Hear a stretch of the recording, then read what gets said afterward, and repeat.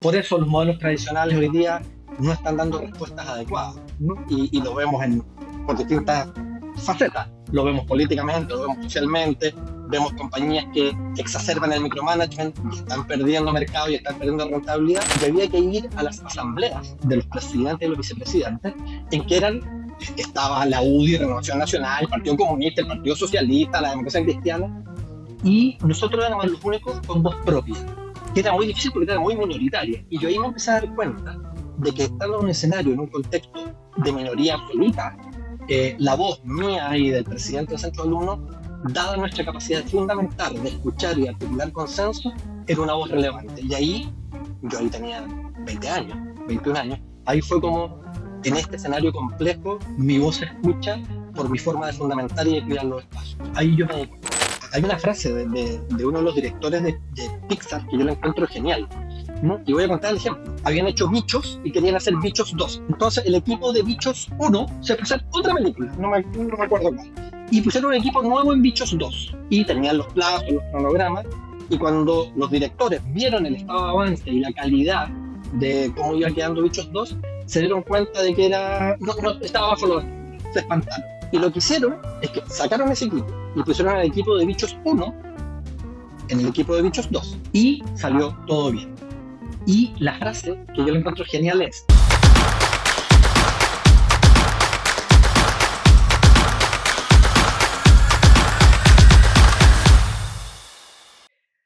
bienvenidos, feliz mañana, feliz tarde, feliz noche, indistintamente la hora en que lo estás viendo. Gracias por estar conectado, gracias por estar presente aquí en un nuevo Líderes Hablando de Liderazgo. Desde ya te pido que me dejes saber si estás conectado, desde dónde te estás conectando, y además si tienes preguntas y comentarios sobre lo que vamos a tener aquí. Hoy, la verdad, tengo un gran invitado, una persona a quien reconozco por conocer el tema del liderazgo, por aportar, por sumar a esta conciencia de formar líderes. Es un chileno de pura cepa, hoy radicado en Madrid, autor de 5 libros. Pudiéramos pasar toda la presentación aquí hablando sobre sus títulos y sus logros, pero bueno, que sea él y su humanidad la que hable mejor de él que nosotros. Así que desde España hoy tengo a Ignacio Fernández. Ignacio, gracias por aceptar la invitación, gracias por estar aquí en Líderes Hablando de Liderazgo. Bueno, un gusto, Amancio, poder acompañarte. Muchas gracias por la invitación y un honor poder dialogar contigo y poder compartir nuestras experiencias de liderazgo. Así es. Ignacio, este programa comienza con una pregunta que te dejó la invitada anterior. Tamara Oteiza, quien es una líder estudiantil de la Universidad del Paraíso, te pregunta una pregunta que a mí me encantó también, y es: ¿por qué formarse hoy como líder? Yo diría que la respuesta es porque los modelos de liderazgo que traemos históricamente son modelos que no están respondiendo a los desafíos de los tiempos actuales, ¿no? Normalmente los modelos de liderazgo son modelos de una mujer o un hombre en una figura más egocéntrica, más como el que guía, como la luz que ilumina el camino. Es la figura más tradicional, más autocrática, eso ha sido históricamente. Y esos liderazgos que fueron muy útiles hasta el 2010 más o menos, hoy día no están haciendo agua, están teniendo fracturas, grietas importantes. Y hoy día se requiere combinar ese liderazgo que da dirección con un liderazgo que mapee muy bien la realidad, que tenga mucha claridad de qué está pasando con las tensiones de la comunidad, el grupo, la empresa en la que uno esté, y eso requiere una mirada mucho más humilde, una mirada mucho más de comunidad, un paradigma mucho más de red. Por eso los modelos tradicionales hoy día no están dando respuestas adecuadas, ¿no? Y lo vemos por distintas facetas. Lo vemos políticamente, lo vemos socialmente, vemos compañías que exacerban el micromanagement y están perdiendo mercado y están perdiendo rentabilidad. Entonces, lo diría de esta manera: las grietas del modelo tradicional son evidentes y por esa misma grieta, por esa misma herida, tiene que florecer un liderazgo mucho más colaborador. Vale. Fíjate, yo lo he dicho varias veces, y es que si yo quisiera un cargo en mi país público, me encantaría el de ministro de Educación, para hacer una reestructuración en lo que es la educación. Y una de las cosas, de las muchas que he pensado en ese tema, tenía que ver con que el liderazgo sea una asignatura que nos den desde el primero de educación básica hasta la universidad. Así como nos dan matemáticas, así como nos dan geografía, así como nos dan historia, que nos den liderazgo. Y te pregunto, ¿estás un poco de acuerdo con esto? ¿Por qué no nos hemos dado cuenta de la necesidad de formarnos como líderes en esos espacios? Estoy completamente de acuerdo. Me parece que hay que entender que cualquier persona con las características de personalidad que tenga, con los rasgos que tenga, puede ejercer liderazgo en distintos contextos.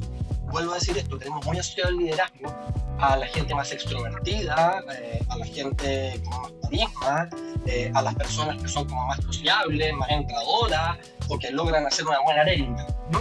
Ese es el modelo tradicional del liderazgo. Eso sigue funcionando en algunos contextos, pero no me voy a olvidar, no fue un estudio que una vez leí de Collins y Conrad, de un libro que se llama Empresas que Perduran, que se fueron a preguntar por cuál era el líder de 3M en Estados Unidos. Y nadie lo conocía, no salía en la prensa. Y lo fueron a investigar y era un hombre de unos 55 años, muy serio, muy tímido, que no le gustaba hablar en público. O sea, lo opuesto al paradigma del liderazgo. Pero él, con su coherencia, con sus características, con su modo, ejerció un liderazgo coherente y consistente. Entonces, creo que lo que hay que hacer en el liderazgo es que cada niña y cada niño descubra cuáles son sus talentos de liderazgo y cuáles son los dominios que los puede aplicar. Y en ese sentido saldría de todos líderes empresariales, porque hay líderes musicales, hay líderes deportivos, pero por supuesto, el tema es, descubra usted con sus características y sus rasgos y sus fortalezas, en qué espacios de liderazgo puede ejercerlo de manera que usted se sienta muy cómodo. Tengo un ejemplo bien relevante, he estado estudiando mucho de personas altamente sensibles, por curiosidades mías. Y hay gente extremadamente empática, que no le gusta la hiperestimulación, que no le gustan las luces, que no le gusta hablar en público, pero son personas que en entornos artísticos, culturales, espirituales, de consejería, son extraordinarios líderes, ¿no? Pero requieren estar en un primerísimo segundo nivel. Entonces, digo, hay que tener una educación muy híbrida respecto del liderazgo. Sí. Fíjate, y me encanta ese tema. Y ahora te pregunto, y me voy a empezar a meter con el Ignacio, que hoy se constituye en una figura, un referente sobre este tema. De niño, ¿eras líder en tu primaria, en tu educación básica? Para nada. Yo tengo un recuerdo. Yo tenía 15 años, me acuerdo perfectamente, cuando estuve de cumpleaños a los 15 años, una tía mía me dice, estoy tan orgullosa de ti por el liderazgo que tú tienes. Y para mí fue una completa sorpresa. Yo me demoré muchos años, además, sin ponerme eso. O sea, y de hecho todavía me cuesta, porque me sale tan de adentro la forma en que yo soy como soy. Yo sigo mi voz interior y me despierto. Entonces, claro, con los años me he dado cuenta que eso tiene impacto, que dejo redes con otros, que logro influir, que mi brillo permite el brillo de otros, pero me tomó muchos años darme cuenta de eso. Yo de niño, yo no he sido nunca tímido, pero yo de niño era más bien tímido, ¿se entiende, no? No eran los primeros que jugaba fútbol, me ponía nervioso cuando el profesor me hacía una pregunta, no, yo de niño no era líder, claro. Mirando en la época del colegio, sí, ya, fui presidente de curso en el colegio, ya, ok, ahí uno podría decir, pero este autoconcepto de yo soy un líder que puede, me demoré, yo creo que hasta con 40 años no tomé conciencia de esa fortaleza. Y en la educación media, ¿a qué grupo pertenecías? A mí me gusta clasificarlo. ¿Eras de los buenos estudiantes que se sentaban en las filas de adelante, en los que se sentaban atrás y eran los revoltosos? No, yo era una combinación, yo era una combinación rara. Yo era de los mejores alumnos, me sentaba adelante. En ese sentido era como el perfil nerd, pero no era nerd porque jugaba fútbol, porque iba a fiestas. Entonces era un perfil bien inclasificable. Yo diría que pertenecía a grupos bien distintos, pertenecía a grupos bien diferentes, ¿no? Estudié en un colegio de cura y me tenían reclutado para ser cura. Lo que pasa es que yo me di cuenta que no quería ser cura, entonces no clasifiqué, ¿no? Está bien. Y en los amores, ¿eras prolífero? ¿Eras muy A enamorado? ver, pues mira, Cuidado. yo soy un tipo intenso, yo soy un tipo que cree en el amor. Y estudié en un colegio jesuita, solo de hombres. Entonces yo diría que se me dificultaron mucho las habilidades de relación con las mujeres. Y pasé de un colegio de puros hombres, entré a estudiar psicología, y en mi curso éramos 65, y éramos 15 hombres y 50 mujeres. Y yo diría que en esos primeros 2 años yo empecé a entrenar mis habilidades relacionales. Pero no, yo no fui de muchas novias, para nada, en ese sentido como bien, de relaciones bien estables, ¿no? ¿Y cuándo descubres, ya en la universidad, Kiko, un pensamiento tuyo que dice, esto es diferente a lo que yo vengo viendo? Ya yo puedo decir que esta es una mirada muy mía. Acertada o desacertada, pero que te da la seguridad de que estás teniendo... Sí. Que eres Mira, te lo voy a contar, es un escenario bien límite, año 1985, la dictadura de Pinochet en Chile. En ese año comenzaron las protestas. Y yo era vicepresidente del Centro de Alumnos de la Escuela de Psicología, un cargo de liderazgo. Y en esa época estaba todo extremadamente politizado. Estabas a favor o en contra de Pinochet, ¿no? Yo estaba en contra. Yo, más que en contra, yo quería recuperar la democracia y el derecho, más que en contra.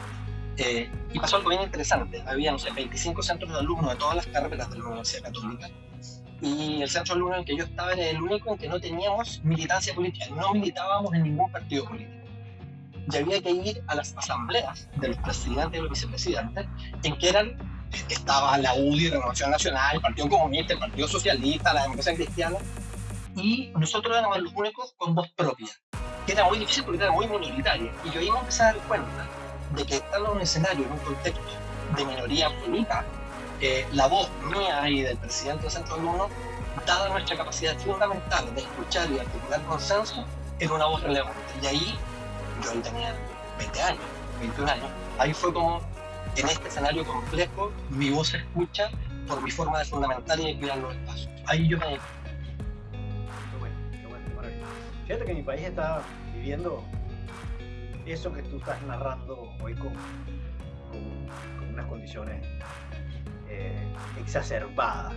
Y esto me trae, y traigo el paralelismo para preguntarte por las diferencias que hay en el liderazgo político de 1985 en un contexto de dictadura y en el 2024 también en un contexto de dictadura. ¿Qué ha pasado en el liderazgo según tu mirada hoy en tantos años? Oh, qué difícil la pregunta. Voy a decir una cosa un poco rara. Yo creo que los líderes de los años 80, 90,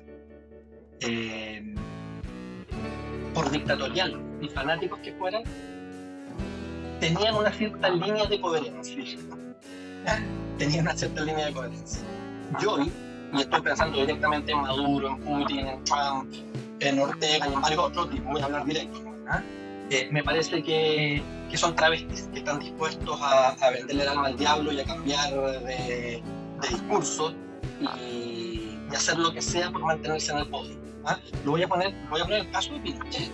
Pinochet se ciñó a una constitución y dejó el poder por ceñirse a una constitución, con varias cosas en la historia, ¿se entiende, no? Incluso Pinochet, que tiene un historial bastante sangriento y bastante robo y de violación a los derechos humanos, incluso él en su contexto respetó un texto, ¿se entiende?, de constitución. Eso, no quiero ser una apología de Pinochet ni mucho menos, pero lo respetó. Y yo pienso en gente como Maduro, que me parece muy evidente a ojos de todos. Hay una alteración brutal de las actas de las mesas de votación. Entonces me parece que hay una libertad para mentir, para matar, para usar la fuerza para los intereses personales. Y además en países ricos como Venezuela, me parece que el nivel de corrupción y de infiltración en los niveles de poder es muy alto. Entonces nadie se atreve a salir de ahí, porque además si te sales, bueno, te pueden matar, y tal cual. Entonces me parece que los liderazgos de hoy día son de mucha más verdad, de mucha mentira, son bastante más difíciles de abordar que los liderazgos políticos anteriores. Quiero aclarar que yo no soy experto en política, te estoy dando mi opinión como ciudadano de la calle. Vale, vale, vale. Y ahora me sigo metiendo contigo en términos personales. ¿Cuándo te enamoras del tema de liderazgo? Cuando el tema de liderazgo dice, mira, aquí hay algo que yo quiero decir, que yo quiero expresar, que yo quiero investigar, que yo quiero seguir indagando. Porque bueno, parte de 5 libros también está marcado por el tema de liderazgo. Sí, mira, a mí, Amancio, siempre me ha apasionado el tema de la transformación, en distintos niveles, individual, de pareja, de familia, de equipos, de organización. Y yo diría que por ahí, por el año 2008, siempre la pregunta era ¿qué puntos podemos tocar en las organizaciones para que el impacto positivo, colaborativo se amplifique? Y busqué distintas vías, bienestar y felicidad organizacional, compensaciones, bueno, he trabajado muchos temas. Hasta que después de mucho leer, yo elegí, y a mí me hacía mucho sentido, que era el cambio de mentalidad y el cambio de prácticas de los líderes el punto de acupuntura esencial para generar velocidad y agilidad y transformación organizacional. Yo diría que ahí, 2008-2009, yo tomé clara conciencia que esa era la vía, ¿no? Por ejemplo, y es la razón por la cual yo prefiero trabajar con colectivos más que con personas. Yo, por ejemplo, si bien soy coach, yo no hago coaching individual, ¿no? Porque yo prefiero destinar el poco tiempo que tengo a generar impacto en grupos de gente más grande para que ahí se despierta algún porcentaje de conciencia, aprendizaje de nuevas prácticas, y esa gente multiplique. Yo tengo muy claro que mi trabajo no tiene un impacto directo en los trabajadores y en los colaboradores. Es un impacto mediatizado por los líderes. Y ahí es donde pongo mi rigor, mi pasión y la evidencia. Qué bueno. Hay más conciencia ahora que 2 décadas atrás sobre la necesidad de formar dentro de las empresas nuevos y mejores líderes. Sin ninguna duda. Antes se creía que el liderazgo eran rasgos de personalidad que se traían o no se traían, y se tenían dispositivos para identificar a esos carismáticos, inteligentes. Hoy día ya se sabe que el liderazgo es una capacidad que es un liderazgo distribuido, que está en cualquier persona, que no tiene que ver con el organigrama, tiene que ver con la centralidad de la red de relaciones, con las capacidades de articulación, con la reputación que yo gano con mis compañeros de trabajo, por la razón que sea, por mi experiencia, por mi integridad, por mi capacidad técnica, por distintas razones. Entonces yo diría que es muy evidente a ojos de la mayoría de la gente, de los empresarios y de los trabajadores, es muy evidente que los resultados hoy día no lo logran los líderes, lo logran los equipos de trabajo, y que los líderes tienen que ser formados para ser facilitadores de los equipos de trabajo. Y eso es mucho más que un rasgo de personalidad atractivo, un rasgo de personalidad carismático. Entonces, yo creo que hoy se entiende perfectamente que el liderazgo es una actividad que se aprende, y que lo que hay que aprender son repertorios conductuales flexibles en distintos contextos. Entonces, ya no sirve esto de soy autoritario, soy democrático. No, el tema es, en un entorno autoritario, ¿qué repertorio de conductas aplico? En un escenario de negociación, ¿qué repertorio aplico? En un escenario con un equipo ya extremadamente bueno, no te vas a poner a darle instrucciones, déjalo trabajar tranquilo. Entonces, plasticidad en el liderazgo, flexibilidad según la lectura de los contextos. Y esto se aprende. Esto, ninguno de nosotros nace formado con esta diversidad y con esta plasticidad de comportamiento que se requiere. Agrégale a eso tecnología, inteligencia artificial, múltiples generaciones, diversidad cultural. Se requiere permanentemente estar aprendiendo la actividad del liderazgo distribuido. Sí. Bueno, esto abre la puerta a tu última obra. Has escrito liderazgo redárquico. Y entonces, yo marqué algunas pautas de lo que te quiero preguntar. Me voy a volver aquí solamente abogado del diablo por ponerle picante a esto. Pero comienzo hablando, ¿qué es para ti liderazgo redárquico? Para mí el liderazgo redárquico es el paradigma integrador que se requiere para estos tiempos. Un paradigma que desde la jerarquía provee estructura, provee rutina, de una dirección de viaje, un norte, unas reglas claras, una distribución de roles, planes y métricas para lograr resultados fiables. Ese es el qué, el rayado de cancha, y que en la ejecución de aquello, en el cómo, eso lo hacen los equipos. Y esos son en relaciones horizontales, en relaciones confiables, construyendo una red de relaciones con seguridad psicológica, con propósito, donde se escuche la voz de todos, donde se tomen decisiones por consentimiento, donde haya delegación de autoridad explícita para que la gente cerca del cliente o del usuario pueda tomar decisiones, donde se escuchan todos los puntos de vista, porque el punto de vista del jefe, por inteligente que sea, no va a ser mejor que el punto de vista de todos. Entonces, eso requiere un músculo de prácticas colaborativas y de prácticas redárquicas enormes. Entonces, se requiere un poquito menos de jerarquía, pero es imprescindible, y se requiere mucha redarquía, mucho orden en red. Y me importa explicar esto a Mancio, porque alguna gente cuando yo explico esto me dice, entonces muera la jerarquía, chao los jefes. No. Y alguna gente se enamora de la redarquía, y hay que decir que hasta la redarquía más redárquica tiene fundaciones jerárquicas, ¿no? Y aquí no hay que perderse, porque redarquía en su máxima expresión es desorden, es anarquía. Entonces, por eso me gusta hablar de un paradigma integrador, de una mirada dual. Hay que tener una perspectiva jerárquica en el qué, y hay que tener una perspectiva redárquica en el cómo, en la ejecución de las relaciones y en los procesos. Tratando de explicarlo rápido, eso es, ¿no? Fíjate, en el capítulo 3, donde arrancas con redarquía, ya tú dices, el paradigma centrado en la red. Te voy a leer textual. Se trata de una configuración social, comunidad, grupo, equipo, familia, etc., en la cual todas las personas ponen a disposición sus recursos personales para construir y alcanzar metas de altísimo estándar, pero que ninguna de ellas alcanzaría de forma individual e independiente. Cuando esto ocurre, el resultado final del proceso colaborativo no es atribuible a ninguna de las partes, sino a la relación que se genera entre todos. Ninguno puede decir, el resultado lo obtuve yo. Sí pueden decir que fueron parte, que participaron y que aportaron. Y yo digo, ¿no es esto sinergia o sinergia, como le dicen? ¿Y no redacción? Sí. A ver, es interesante. Lo que conocíamos como sinergia o sinergia remite a la interacción, ¿ok? Y en ese sentido, en el sentido de la interacción, redarquía es lo mismo que sinergia. Pero hay un elemento que cuando estudiamos sinergia años atrás no existía, que es lo que se llama la propiedad emergente de los sistemas. Se ha estudiado a partir de las ciencias cognitivas que cuando las neuronas interactúan, de la interacción emergen capacidades que no tiene ninguna neurona individual. Y se ha visto que eso sucede en la redarquía. Es decir, las personas individuales, ¿no?, interactuamos la suma de las partes, ¿no? Pero cuando decimos que el todo es más que la suma de las partes, ese adicional se llama la propiedad emergente, el emergente relacional. Entonces, ¿qué tiene la redarquía?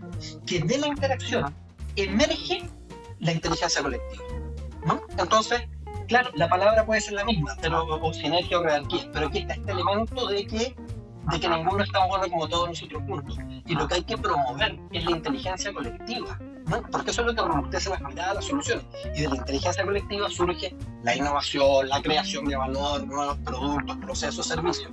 Entonces, lo que el jefe jerárquico tiene que cautelar es que hay un campo social en que efectivamente emerjan nuevas ideas. O dicho de otra manera, el desempeño extraordinario es un emergente de la red de relaciones, ¿no? Sinergia era la base, el emergente es redar. Vale, qué bueno entenderlo así. Sigo avanzando y conseguí algo que me encantó y que, por querer jugar al abogado del diablo, digo, me voy a poner en la otra esquina a ver. Decálogos, principios, los 10 mandamientos, manifiestos de buena intención, ¿ok? Algunos los cumplen más que otros son más apegados o no. Te voy también a citar, aunque tú citas aquí a Cabrera, y dices, Cabrera se animó a plantear un manifiesto de la redarquía, que se sintetiza en, esto me encanta, más propósito, menos retórica, más colaboración, menos competencia, más emergencia, menos planificación, más confianza, menos control, más innovación, menos miedo, más influencia, menos autoridad, más comunidad, menos frontera, más transparencia, menos opacidad, más diálogo, menos imposición, más redarquía, menos jerarquía. Y mi pregunta va, cuando has intentado implantar la redarquía en los equipos, en los sistemas, en las organizaciones en las que perteneces, ¿cuál de esos principios cuesta más? Porque bueno, a lo mejor no matar cuesta mucho más violarlo que no desear la mujer del prójimo, ¿no? ¿Cuál de esos te has conseguido tú que dices, aquí hay más resistencia, cuesta más en los equipos que entiendan esto? Entiendo. Déjame, antes de responderte, quiero hacer una reflexión respecto a este manifiesto que trae Cabrera. Cabrera, detrás del manifiesto hay un paradigma integrador, y yo lo quiero mostrar. Él no dice, viva la jerarquía, muera la redarquía. Él no dice, él ecualiza. Por lo tanto, la mirada es integradora en sí misma. Supera la fragmentación, supera la disyuntiva. Y tiene el genio de la agregación, de la integración. Entonces, a los que nos estén acompañando, vean eso. Por lo tanto, véanlo como un continuo que hay que ecualizar. Esto me parece muy importante. Hay que ecualizar. Y aquí, ¿cuánto ecualizar? Eso depende de cada organización, depende de cada contexto, depende de sus características. Aquí no hay recetas, ¿entiendes? Yo no te puedo decir, póngale 8 de redarquía, porque va a depender del tipo de industria, bueno, de distintas cosas. Me parece muy importante esto, quédense con la palabra ecualización, porque ni siquiera es balance, balance suena 50-50. A lo mejor se requiere 80% jerarquía y 20% de redarquía, en un área, no sé, de control legal y de compliance, pero a lo mejor en un área de marketing se requiere 20% de jerarquía y 80% de redarquía. Anda a saber tú, eso lo define cada contexto. ¿Y cuál cuesta más? Es interesante porque la respuesta es conceptual. Les cuesta más en aquellas áreas en las cuales a los directivos jerárquicos más les duele, o donde tienen más inseguridad. ¿No? Voy a poner 2 ejemplos. Si yo temo a los profesionales jóvenes, sé que me van a sobrepasar rápido y temo perder mi trabajo, me voy a firmar en la autoridad del cargo como de lugar, ¿se entiende? Y voy a exacerbar la jerarquía y autoridad, ¿no? En ese caso. En otro caso, que se comenta poco pero me toca verlo, ¿no? Si yo sé que como directivo he tenido prácticas opacas, ¿no? Prácticas reñidas con la legalidad o en el borde, y me doy cuenta que alguien de la organización se dio cuenta de eso, ahí es donde más me duele y voy a establecer sistemas de encubrimiento o de amenaza a la persona que se dio cuenta, ¿no? Me encanta hablar de esto porque esto casi nunca se habla, porque hay mucho léxico de empresas irresistibles. Estas cosas siguen pasando. Las cosas se ponen debajo de la alfombra, ¿te das cuenta? Yo diría que lo que más les cuesta a los directivos es soltar la autoridad, el control y en general les duele la transparencia, porque es como cuando baja el océano y te pillaron con el bañador abajo, ¿no? Bueno, esa es mi respuesta. Está muy bien. Oye, aunque seguro que he leído y he hecho la tarea me ha encantado. Quiero decir que este libro, yo pudiera decir que está dividido en 2 partes. Una parte que tiene que ver mucho con con el pensamiento filosófico, que es hasta donde nos hemos metido hasta este momento, pero tiene otra parte de muy aplicación, es decir, cómo aplicar el liderazgo redárquico en los sistemas, en las organizaciones, en los equipos, ¿no? Y eso me ha gustado. Y me gustó mucho, confieso que me gustó, la sostenibilidad de los equipos efectivos. Quizás porque trabajamos en un tema de esto. Y mencionas el caso Marvel, ¿ok? Sobre todo en el tema de elegir la experiencia en la inexperiencia, ¿no? Por ahí, ¿no? Cuéntanos un poquito de ese caso que a mí me gustó mucho y cómo lo podemos poner realmente en práctica en organizaciones que no son Marvel. Sí, a ver, más centrarme en Marvel, porque contarle a la gente, quiero tomar lo que tú dijiste. Los primeros 5 capítulos, los primeros 2 capítulos son capítulos bien conceptuales, bien de filosofía, de jerarquía.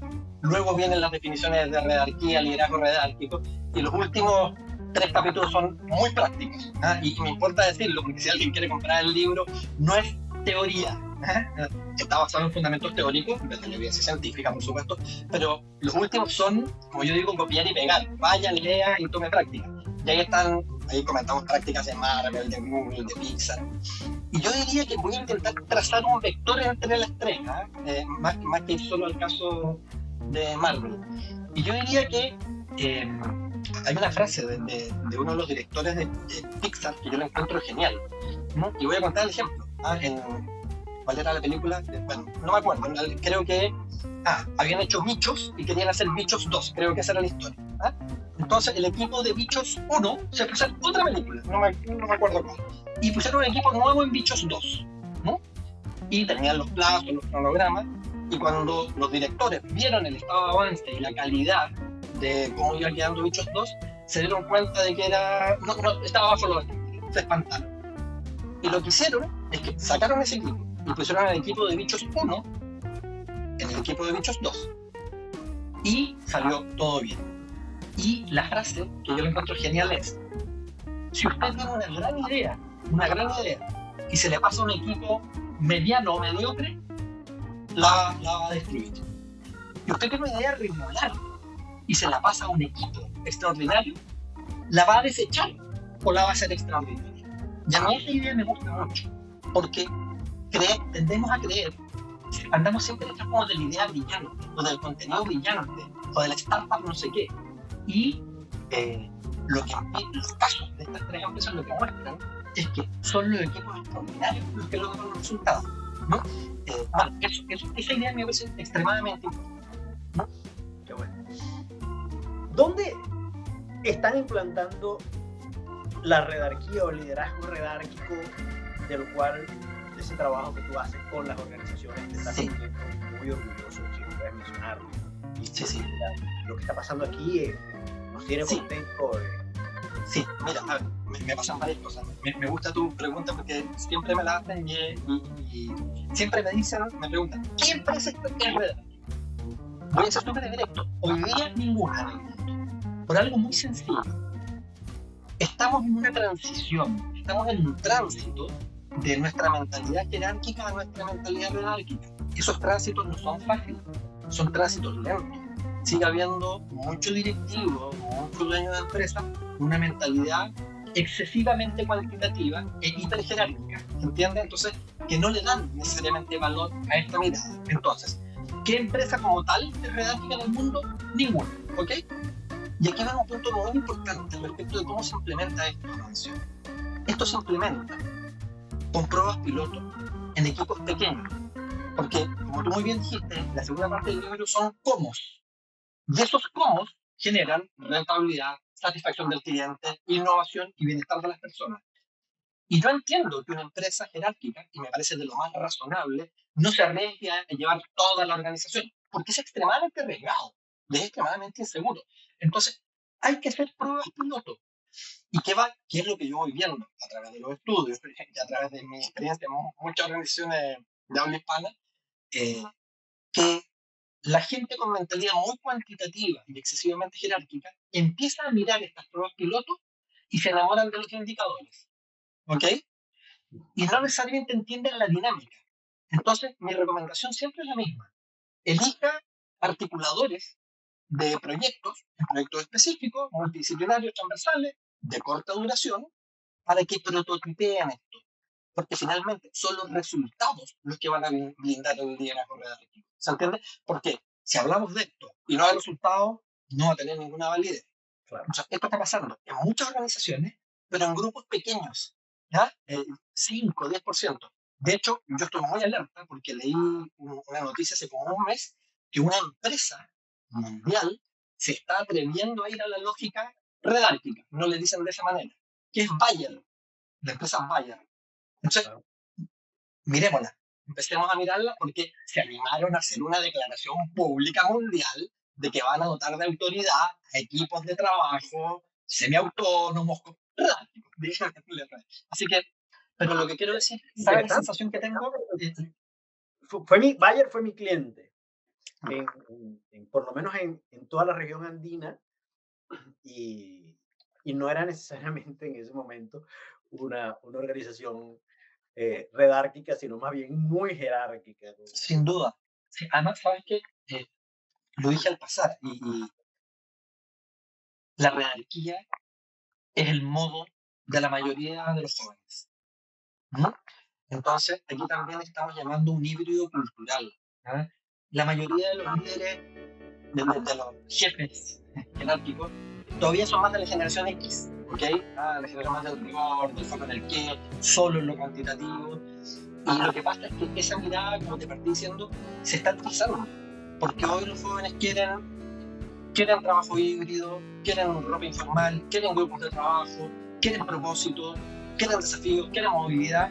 Entonces, mira, una vez, tengo una anécdota, una vez una institución de salud me pidió la siguiente charla: ¿cómo gestionar millennials? El subtexto era algo así como: ¿qué hacemos con estos cabros que no sabemos? ¿Cómo lo llevamos al medir? ¿Ah? Pero te das cuenta que a la base de la petición es una petición de la mirada de la generación X es mejor que la mirada de los millennials, y tenemos que, ¿cómo los conducimos? ¿Cómo los enrielamos a estos desfocados?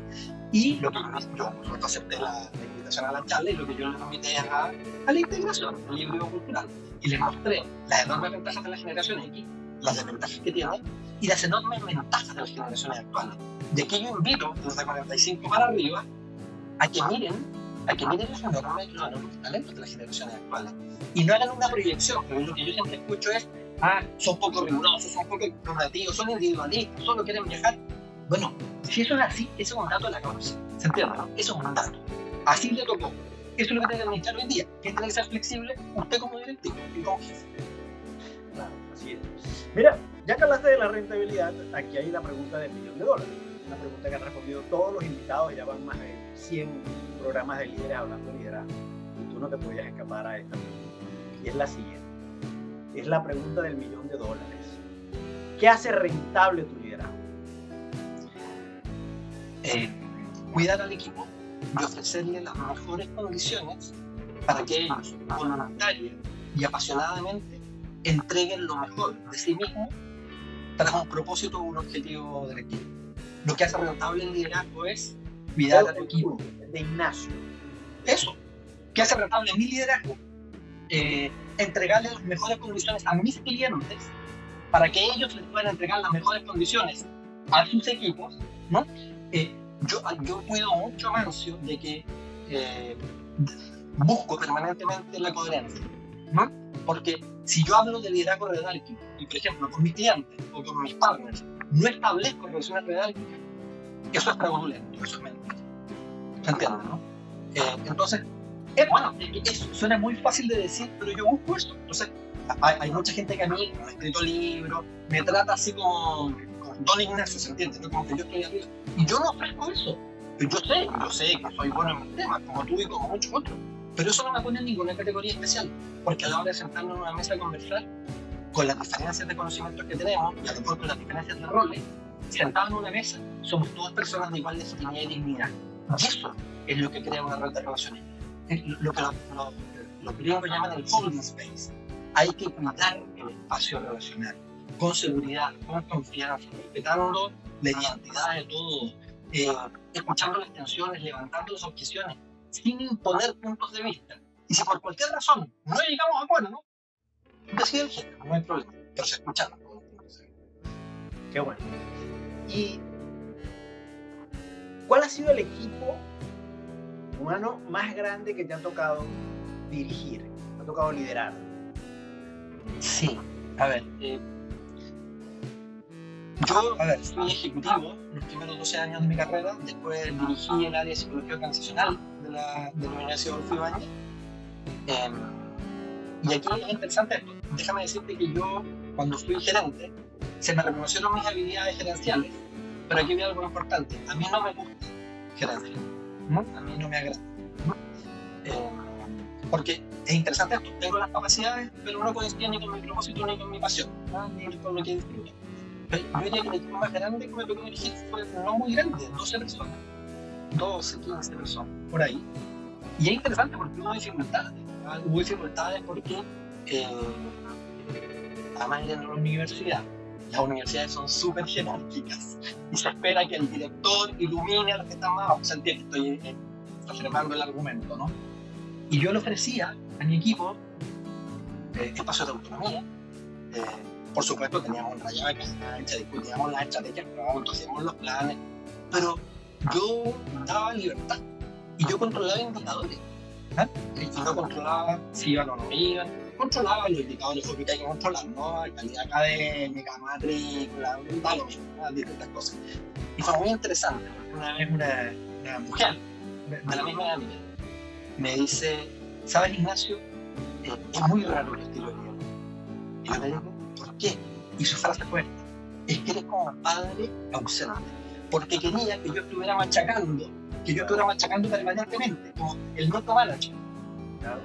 Y yo no tenía ese estilo, ese fue el grupo más grande. Yo diría que yo... Muy de jefe académico. Claro. Profesor. Entonces, el profesor que se vuelve director académico. Exactamente.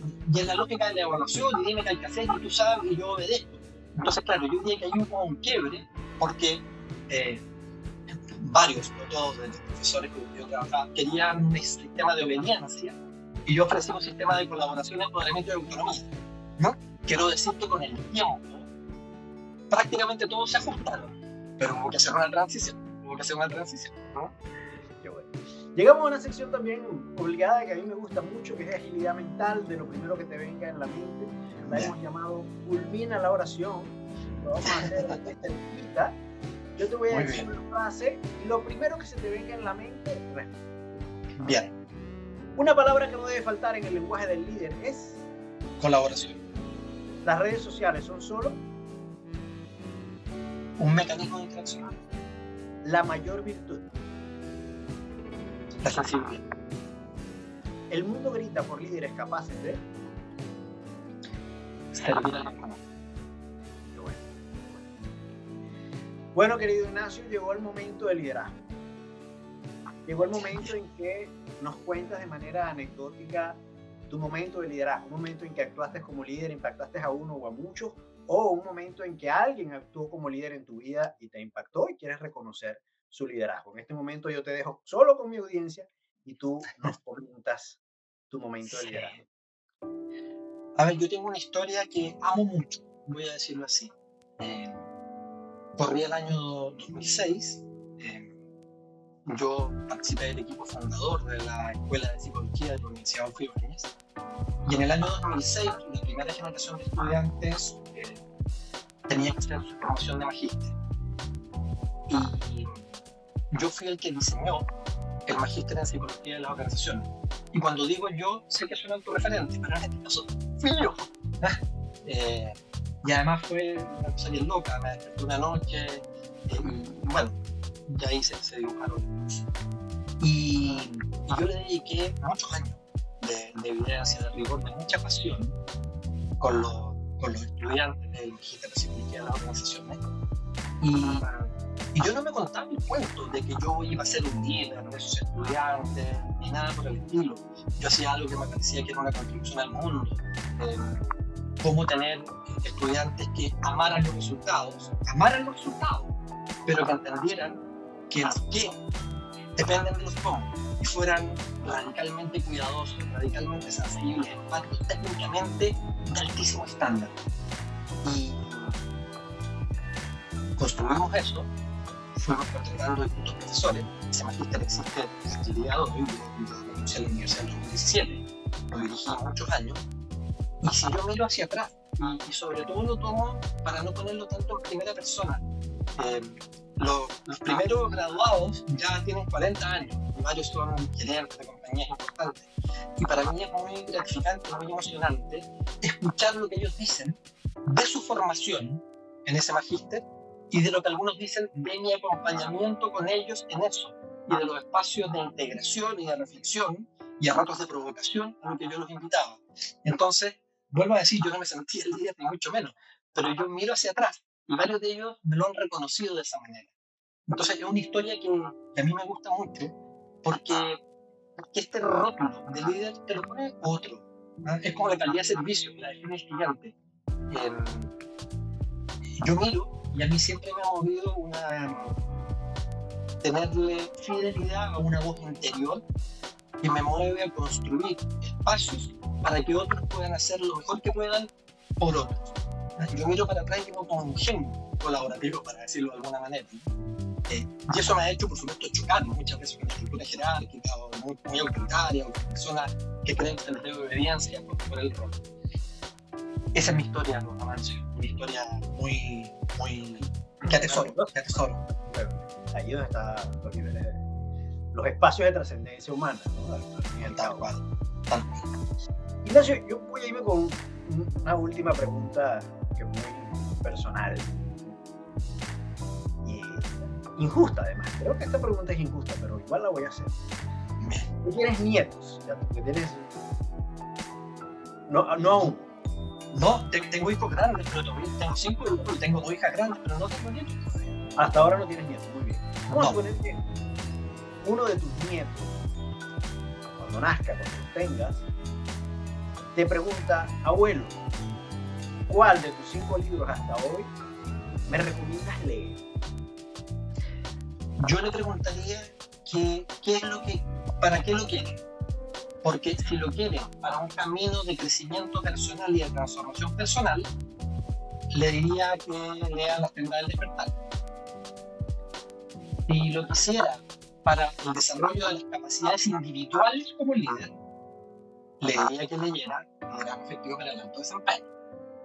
Y si me dijera, tata, abuelo, es que quiero ser un gran líder para otros, le diría que leyera Liderazgo Real. Bueno, en este momento cuéntanos en qué andas, y qué estás haciendo, cómo te contacta la gente. Ya yo coloqué por aquí tu página. Muchas gracias. Bien, muchas gracias.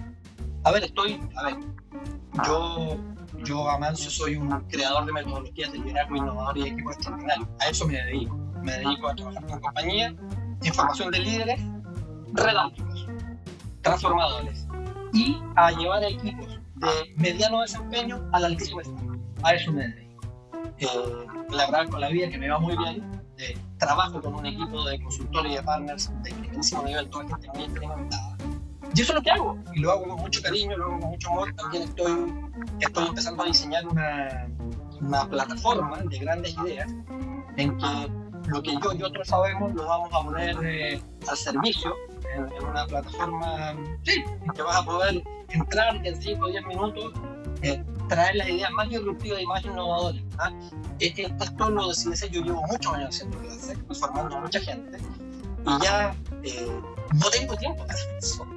Entonces, lo que voy a hacer es, no va a ser venta de cursos online, ¿se entiende? Va a ser como un sitio en que con una pequeña membresía vas a poder acceder a contenido de punta, muy vanguardista. Yo miro para atrás y yo le agradezco a la vida que me haya dotado de una capacidad como de borde. Yo me aburro rápido, entonces siempre estoy buscando como lo siguiente. Y es lo que viene ahora. Por ejemplo, estoy trabajando en 3 libros nuevos, uno solo y 2 en coautoría. Uno de historias de organización y familia, otro de empoderamiento y emprendimiento, y otro de los niveles de conciencia del líder. Se demorarán 2, 3, 4 años en ver la luz, pero en eso estoy hoy. Así que, y muy agradecido, tengo la suerte de viajar por toda Latinoamérica, trabajar mucho acá también en España. Ya es interesante porque a la gente le cuesta clasificarme, porque suelo competir en las propuestas con las universidades, pero claro, ahí a veces no me lo gano porque no tengo el prestigio de una universidad. Entonces, trabajo en un segmento muy curioso, suelo trabajar con grandes compañías locales o con grandes compañías multinacionales. Y lo otro que me tiene muy contento es que me han contactado muchos colegios y algunas escuelas, ¿no? Y me he dado cuenta que estas ideas, que a ratos parecen muy empresariales, concebir a un profesor de clase, una sala de clase, como un articulador redal, abre unas posibilidades infinitas. Y estoy trabajando con varios colegios, y eso me tiene muy contento por el impacto educacional que eso tiene, como me preguntaste por la educación. Así que en eso estoy. Qué bueno, qué bueno. Ignacio, agradecerte profunda y grandemente tu tiempo, tu espacio, tu apertura, tu transparencia, tus ideas puestas aquí en escena. Valoro mucho esta conversación y vaya desde aquí, desde Santiago, un abrazo grande que llegue hasta Madrid. Eso, Amancio, un gran abrazo, gracias a ti, un honor poder conversar contigo. Bueno, hasta una próxima Líderes Hablando de Liderazgo.